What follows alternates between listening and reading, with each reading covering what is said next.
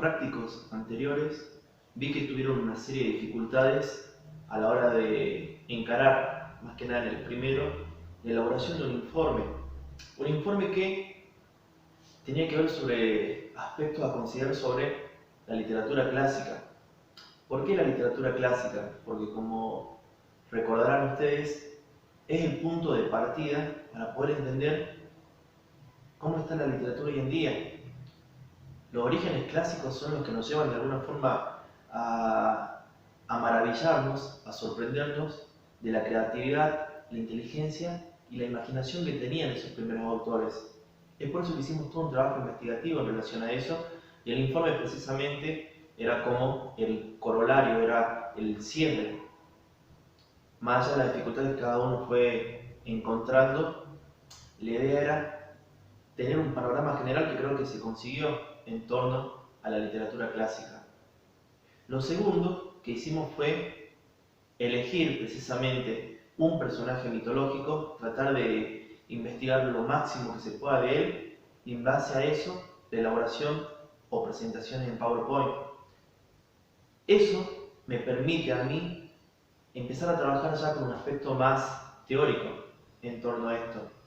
Y la clase de hoy precisamente trata sobre eso, sobre la parte relacionada con la intertextualidad, más precisamente la intertextualidad literaria.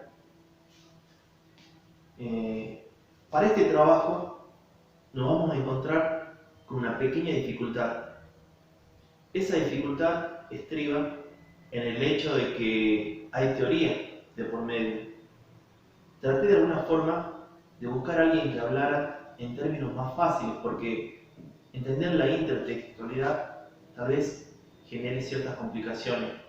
Pero el ensayo que elabora José Enrique Martínez Fernández, nos va a permitir entender un poquito en qué consiste esto. El autor comienza de alguna forma diciendo lo siguiente: vale para encuadrar el ámbito de este estudio aquella lapidaria frase de Borges en el libro de arena: ya no quedan más que citas. La lengua es un sistema de citas. Y ahí está precisamente la frase de Borges. Borges, para nosotros, para los argentinos, considerado como uno de los autores más importantes, no solamente por lo que escribió a nivel narrativa, a nivel cuentos, sino porque en sus relatos había toda una teoría acerca de lo que es la escritura. Filosofaba continuamente acerca de lo que es la condición del escritor, de cómo esta literatura se va transformando o se va acomodando a lo que ya escribieron otras personas, otros autores. Es por eso que la frase, la repito, ya no quedan más que citas. La lengua es un sistema de citas, me permite a mí entrar en camino de esto. Primero, yo les sugiero siempre que frente a la duda de alguna palabra, elaboren un pequeño glosario. Eso me va a permitir a mí trabajar en base a lo que ya conozco y después ir entendiendo que cuando hablamos de citas hay diferentes maneras a la hora de poder encarar esa idea. Lo que nuestro autor está planteando es que, al parecer, ya la literatura no tendría sorpresa, no tendría originalidad. El mejor ejemplo es lo que está pasando actualmente con la situación del coronavirus. Todos los días encontramos noticias aquí y allá comentando lo que está pasando.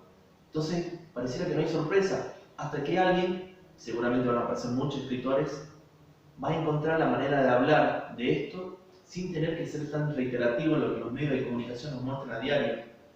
Ahí estaría funcionando la lengua como un sistema de citas, un sistema que necesita organizarse en base a lo que los demás ya vienen diciendo. Continúo un poquito con el ensayo de Martínez Fernández. Dice: y si bien de siempre la literatura se ha nutrido de la imitación de los modelos, de fuentes, influencias o plagios, no cabe duda de que esto se ha ido incrementando hasta el paroxismo, en la llamada posmodernidad, a la que pertenecemos tanto los escritores como los lectores.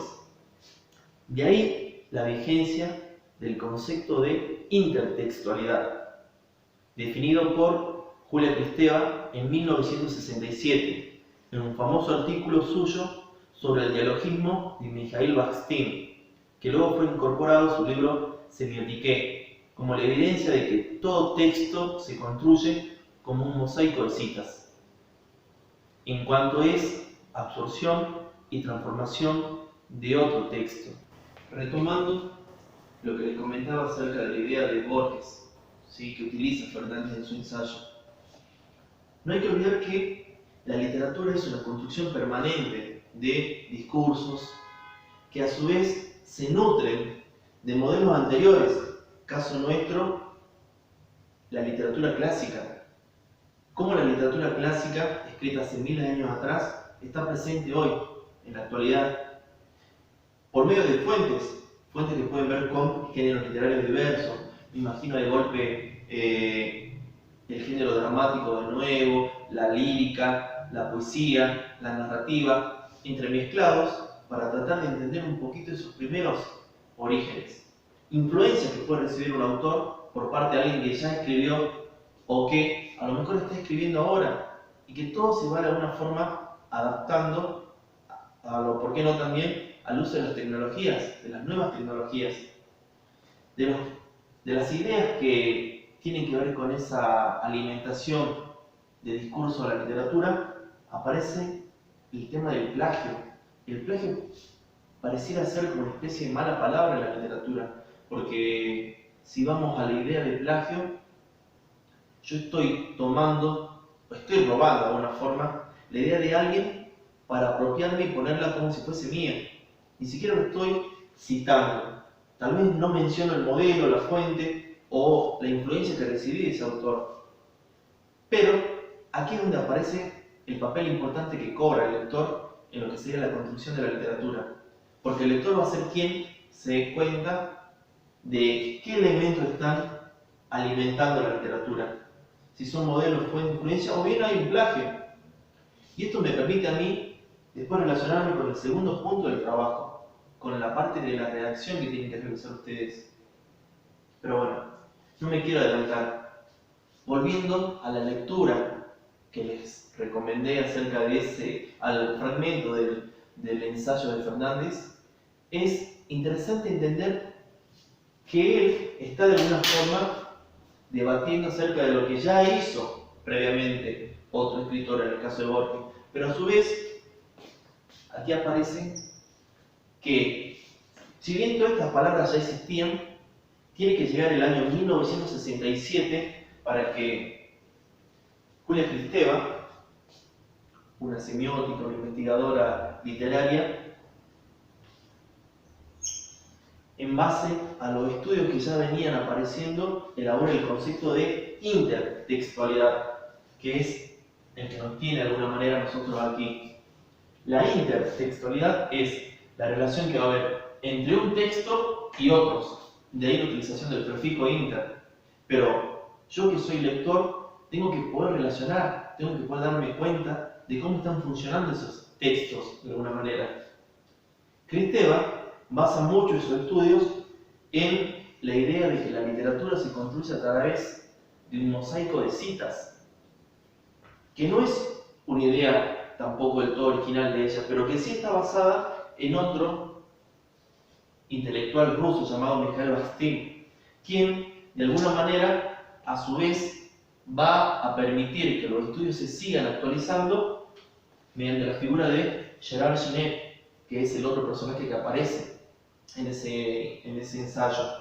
Pero Genette le aporta algo mucho más práctico a la hora de poder entender cómo funciona en la literatura esta idea de la intertextualidad. Genette va a basar precisamente un artículo que tiene este nombre en la palabra palimpsestos.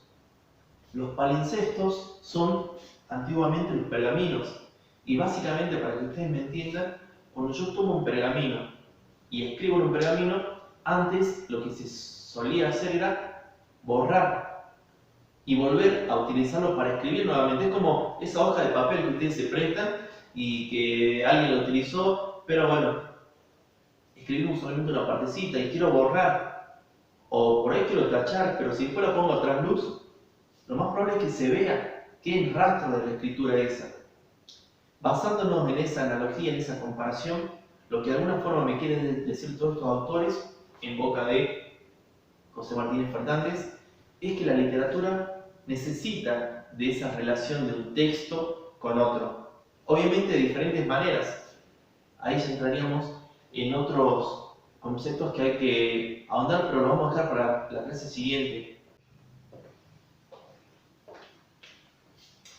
Bueno, dejando un poquito por ahora la teoría, yo lo invito a que trabajemos y podamos entender con un ejemplo que me gustó mucho del escritor uruguayo Eduardo Galeano, con un poema titulado Los Nadies. En ese poema vamos a poder descubrir dónde está presente la intertextualidad de la que habla Fernández, la que menciona Borges, dónde están los modelos, las fuentes, las influencias, por qué no también el plagio, si es que usted lo considera, a partir de la teorización, a partir de cómo de alguna forma somos capaces como lectores, como oyentes también, de construir ese saber, ese conocimiento. El poema dice así: Los nadies. Sueñan las pulgas comprarse un perro, y sueñan los nadies con salir de pobres, que algún mágico día llueva de pronto la buena suerte, que llueva cántaros la buena suerte, pero la buena suerte no llueve ayer, ni hoy, ni mañana, ni nunca, y en lloviznita cae del cielo la buena suerte, por mucho que los nadies la llamen, y aunque les pique la mano izquierda, o se levanten con el pie derecho, o empiecen el año cambiando de escoba, los nadies, los hijos de los nadies, los dueños de nada, los nadies, los ningunos, los ninguneados, corriendo a la liebre, muriendo a la vida, jodidos, re jodidos, que no son, aunque sean, que no hablan idiomas, sino dialectos, que no profesan religiones, sino supersticiones, que no hacen arte, sino artesanía, que no practican cultura, sino folclore, que no son seres humanos, sino recursos humanos, que no tienen cara, sino brazos, que no tienen nombre, sino número, que no figuran en la historia universal, sino en la crónica roja de la prensa local, los nadies, que cuestan menos que la bala que los mata. Este poema fue extraído del libro El libro de los abrazos. Me gustó mucho este poema, pero porque, pese al título, Los Nadies, está queriendo hablar de alguien. Como lectores, es donde tenemos que estar participando nosotros para poder construir de quién está hablando Galeano, quiénes son esos nadies. Cada uno puede sacar sus conclusiones, pero me parece que lo que no podemos equivocarnos es la idea de que esos nadies son los que no tienen voz, los que no pueden decir lo que está pasando. Bien el ejemplo, con una situación de salud tan complicada como implica lo del coronavirus, deben haber mucha gente utilizando redes sociales, utilizando los medios de comunicación para poder contar lo que está pasando, para poder registrar lo que ocurre. Pero también debe haber mucha gente que no lo está pudiendo hacer, mucha gente que no tiene la posibilidad de hablar, de contar, de escribir. Esos nadies tenemos que empezar a ser nosotros en este trabajo. A mí me interesaría que traslademos el poema, la idea de Galeano, a la literatura jujeña. Yo les traje algunos ejemplos para ver que no es que no hay nadie, hay muchos escritores jujeños que también, de alguna forma, hablan, ¿sí? Le prestan la voz, el cuerpo, al decir lo que ocurre en nuestra provincia. Si recuerdan, nosotros de alguna manera lo pudimos leer a Fortunato Ramos. De Fortunato Ramos, en su libro Regionalismos, ¿sí? En este librito, compartimos una serie de historias, incluso un poema también, pero del que quería hablarles hoy es uno que lleva título de una palabra bastante particular, Tantanatui. Esa palabra, la primera vez que la escuché, me llevó inmediatamente a buscar en un diccionario, pero en el diccionario español no se encontraba. Y entonces caí en la cuenta de que la voz aborigen, esta voz quechua de alguna forma, estaba abriendo la posibilidad a otras culturas, a otros conocimientos. El encuentro que implica, entre otras cosas, esa palabra, me invita a pensar a mí de que nos seguimos encontrando hoy en día por medio de la palabra, que es esta posibilidad que tenemos, incluso también la imagen. Fortunato Ramos apela a los saberes preexistentes, a todo lo que ya se decía acerca de esa palabra, cuando era más una ceremonia religiosa heredada por los abuelitos, por los antiguos, hasta lo que significa hoy en día ese encuentro de músicos, de copleros que se reúnen para homenajear de alguna manera a sus antecesores. Pero el Tantanaqui nos sigue invitando de alguna manera a ser partícipes, no solamente conocedores de lo que significa. Otro autor que de alguna manera quería mostrarles es Jorge Akami, en un librito breve, cortito, con 3 obras teatrales, de las cuales yo elegí el título referido a Venecia. Venecia, aunque no haya leído el libro, me está de alguna forma llevando a primero comprender qué tengo, qué conocimiento sé de esa palabra. Y me imagino que todos nos dejamos llevar por la imaginación esa ciudad italiana que en vez de tener calles tiene canales. Y que en esos canales la gente utiliza un medio de transporte tan particular como son las góndolas. Y después pensar que a un autor se le ocurre esa idea, pero para poder trasladarla a la geografía jujeña y poder hacer de golpe que que el lago Popeye, ese lago que está llegando al barrio Cuyaya, sea el trasfondo de una historia romántica, de una historia de amor, de una historia de desencuentros, donde una mujer, como la gringa, es capaz de morir en paz, cumpliendo el último deseo, su última voluntad, que era volver a Venecia, donde había estado o había pasado sus mejores años junto al amor de su vida. Pero bueno, los invito a que la lean. Tuvimos la posibilidad de trabajar con algunos autores jujeños, conocer más de Fortunato Ramos, más de Jorge Akami, no solamente las imágenes que pudimos armar en los videos, sino empezar a leerlos también, para que se entienda esta idea de intertextualidad. El tercer libro que les quería mostrar tiene que ver con 2 hermanas, Amanda Torres y Sara Torres. Ambas, a través de un trabajo de investigación, de recopilación, escribieron este librito. Este librito se llama La verdadera muerte de Visitación Sibila. Miren el título, La verdadera muerte de Visitación Sibila. Y abajo, como subtítulo, dice La almita Sibila, que es lo que yo puse acá. Almita Sibila. El empleo del diminutivo ya nos lleva un poquito esta idea del regionalismo que habíamos trabajado anteriormente. Pero la idea de almita, sibila, todo lo que implica para la cultura jujeña, la idea del alma, las creencias, las supersticiones para otros tal vez, de lo que implica no poder descansar tal vez en paz, porque algo le pasó a esta mujer. Y si ustedes no saben la historia, hablen con los papás, pregúntenle a algún tío o algún hermano que esté en la casa ahí, y algo de conocimiento hay sobre este personaje. Para adelantarles algo, es el primer caso, si se podría utilizar la palabra, de femicidio en la provincia de Jujuy. Ella encuentra la muerte de una manera tan atroz que parecería impensada para lo que era la sociedad jujeña.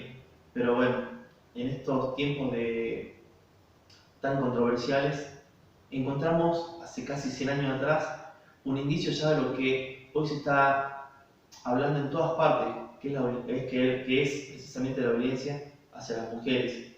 Violencia que encontraba finales trágicos con la muerte inclusive de estos protagonistas. Pero bueno, ¿a dónde quería llegar con estos 3 ejemplos? Tanto con Akame, con Ramos o con las hermanas Torres. De que todos están hablando de algo que por ahí conocemos, pero trasladándolo a Jujuy. Es por eso que yo lo que les pido en cuanto al punto 2 es que ustedes sean ahora los escritores, sean capaces de escribir un poema, tal vez basándose en la manera que lo hace Galeano con los Nadies, o pueden tomar otra forma de composición. Lo que sí quiero es que estén pensando en todas aquellas personas que no pueden hablar, que no encuentran el espacio, y van a ver que la tarea va a ser mucho más fácil y por otro lado les va a gustar. ¿Sí? Estamos en contacto.